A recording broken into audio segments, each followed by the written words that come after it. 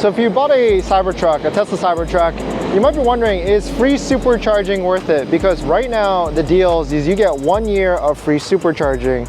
Well, we're actually at a charger right now, a 325 kilowatt supercharger, and it definitely feels, it hits different when you have free supercharging with one of the biggest Tesla batteries that is out there, and you can charge completely for free. And I guess I'll give you my thought process on which parts of it make it worth it, and really if you can structure your life around superchargers, then it could be worth it. But just going to superchargers to just charge definitely won't be worth it. But the other thing I want to show you guys is, and I want to ask the question is, how much have I charged? What's the actual savings on it on the past, like over the past like 2.5 months we've had our Tesla supercharger. So let's go in, show you the charge really quickly and go through some of the numbers. And the key thing here is you definitely have to go to like one of these faster superchargers, like the 325 ones. These at some point they might be able to get to like 500 kilowatts, but I would really only try and go to these really with any Tesla, because some of the older ones like start to get overloaded now, especially if you're in like high heat areas,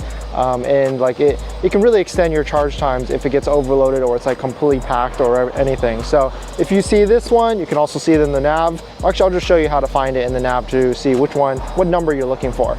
All right, so we've been charging for just a little bit now. Let's see, when did I get the first notification? We started charging about 10 minutes ago, got here with 3%, and now we're at 34% of the battery. It's still charging pretty fast at 193 kilowatts. I think my rule of thumb is I'll charge until it gets to about like 80 kilowatts in terms of speed. Then it's like massively diminishing returns. And usually with the Cybertruck or with any Tesla vehicle, you see that around like 65 to 70%. And you'll notice like going from like 70% to 80% to 90%, it takes a lot longer for sure. And so that's why I kind of just like, that's like the time frame. You can see it's already like dropping here pretty quickly. But on the map, how you can try and find which ones are the fastest ones is like, okay, so I click this one right here. You can see this is 325 kilowatt max. Those are the ones that you want to try and go to. Like if I go to this one right here, which I've been to a ton, like this one right here, this one is a 250 kilowatt one, and you can see the design of it is older and everything. And so I try and like, I'll still go to these ones. The ones I 100% try and avoid are the 72 kilowatt ones. I think this one's 72 kilowatts, that one's right here. This one's only good if you're going to like a mall and you know you're gonna be there for like an hour and a half, because that's perfect. That'll charge you all the way to like 100% or something like that. Or maybe even like a quick happy hour type of thing here. Or like if you're going to the mall and you're gonna be moving it, then this could work pretty perfectly as well.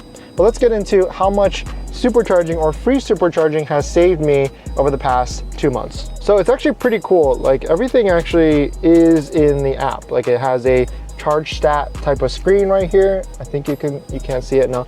And like year to date, I've charged at superchargers, and I'll try and give you numbers that you can relate this to, but this is 3,588 kilowatt hours. Today is like September 15th, and we got it actually June 26th. So almost 3 months actually at this point to charge 3,588 kilowatt hours at superchargers specifically. We do have a home charger, but I've charged only like a little bit there.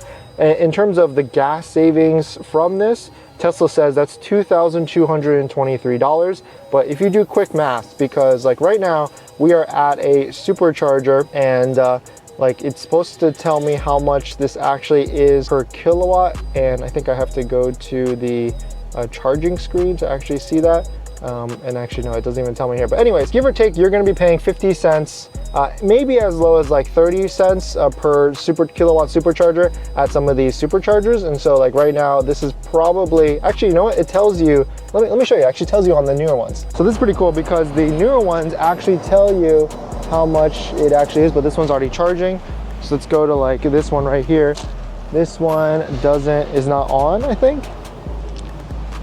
Perfect. So this one says, wow, 69 cents a kilowatt right there. Holy crap, 69 cents that's pretty high. And I mean, that's probably why this one is completely empty right now. No one is here because of how expensive it is. So 69 cents is on the higher end. I like to use a nice number of 50 cents, but let's take 3,588 and just times it times 69 cents. that is a savings, a retail savings of $2,475.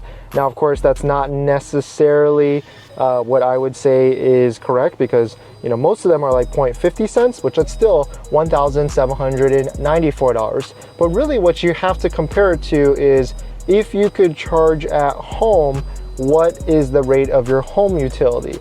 In our area, it's like 25 to 30 cents. So we can now do that math of 3588 kilowatt hours times 30 cents, and that's $1,000 over the 3-month term. But you still have to factor in your time cost with like going to these superchargers and waiting around. Like, of course, a lot of people can always do stuff on their computer or work.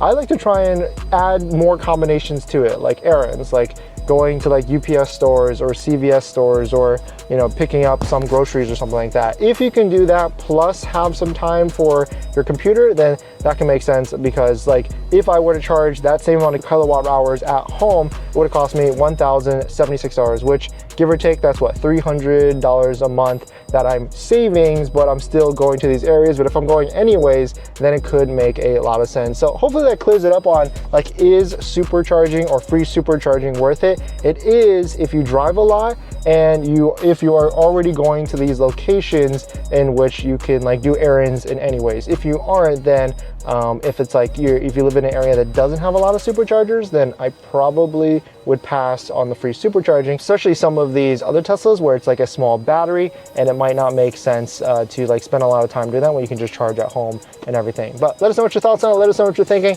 Hopefully this video clears it up. And I mean, if you can't get a charger at your house, of course, then free supercharging is definitely going to be worth it. But thanks for watching, and I'll see you guys in the next one. See ya.